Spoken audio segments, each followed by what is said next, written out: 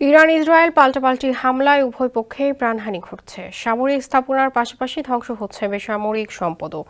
শক্তিশালী দুপক্ষের সংঘাত ঘিরে মধ্যপ্রাচ্যে সর্বাত্মক যুদ্ধ ছড়ানোর আশঙ্কা প্রবল। এমন পরিস্থিতিতে উদ্বিগ্ন সারা বিশ্ব মূলত দুই ভাগে বিভক্ত।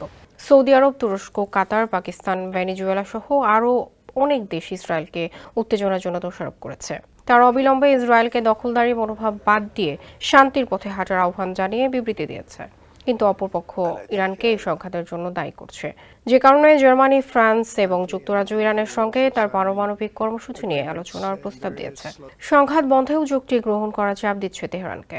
রয়টার্সের বরাতে দ্য টাইমস অফ ইসরায়েল জানিয়েছে, জার্মানি, ফ্রান্স ও ব্রিটেন মধ্যপ্রাচ্যের পরিস্থিতি শান্ত করার লক্ষ্যে ইরানের সঙ্গে তারা পারমাণবিক কর্মসূচি নিয়ে তাৎক্ষণিক আলোচনা করতে প্রস্তুত।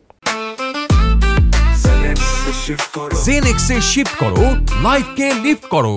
এই কথা বলেছেন জার্মান পররাষ্ট্রমন্ত্রী জোহান ওয়েদাফুল। ওয়েদাফুল বলেন, এই সংঘাতের শান্তি প্রতিষ্ঠার জন্য এটি একটি গুরুত্বপূর্ণ পূর্বশর্ত, যাতে ইরান এই অঞ্চলের জন্য, ইসরায়েল রাষ্ট্রের জন্য বা ইউরোপের জন্য কোনো বিপদ না আনে।